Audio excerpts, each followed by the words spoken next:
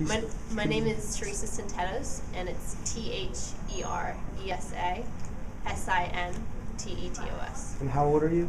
I'm 21 years old. And do you have a job?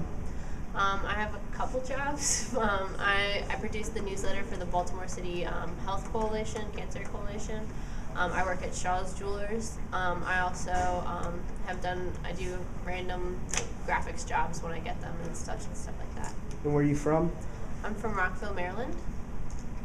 So, speaking of the Trayvon Martin case, what are your overall thoughts when you hear the name Trayvon Martin? It's definitely a sad story in general. I mean, it's hard to say exactly what happened or whose side was right and what happened necessarily. It's become very convoluted and overly saturated, and different news outlets are playing up one side of the story or the other. So it's hard to know what the truth. I mean, the only people that know the truth is really George Zimmerman and Trayvon. Trayvon's not here to speak anymore, so it's whatever. It's hard to say. It's a really sad case, and who knows what it speaks about our society. We'll see what happens. What do you think about George Zimmerman was arrested this past week? How do you feel about that? I mean, in his defense, hold on, let me think. You can edit this, right? This is not one take. Okay. So,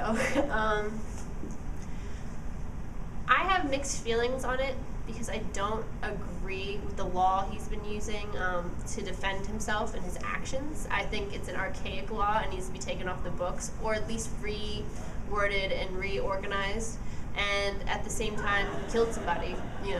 Apples to apples, he killed somebody. Whether it was warranted or not is still up for debate. It's just it's a sad act. It's who knows what actually happened. He claims he was attacked, but it's just either way, he shouldn't have followed him. And there was no reason for a 17-year-old to be shot, an unarmed 17-year-old at that. And you mentioned the media scrutiny and what that might say about our society. Could you comment on that? What do you think the aftermath says about society and how people have really gravitated to this story?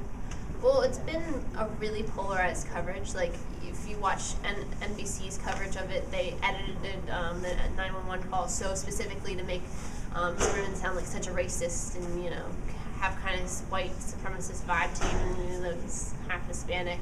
And, if you listen to Fox News, they make, Jordan Zimmerman out to be almost like a saint. He was defending his life. He was being viciously attacked by, some crazed lunatic and, who's a drug addict and such like that.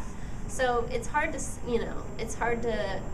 believe either side, and each side clearly has their own agenda. Fox News for kind of more or less keeping the status quo and not allowing, this African-American child's death to be, validated by the black community, whereas like NBC is trying to make it out to a human rights piece, and it's hard to. I mean, it comes down. It's a civil case. It's become really politicalized, and who knows what will happen. All right, great. Thank you very much.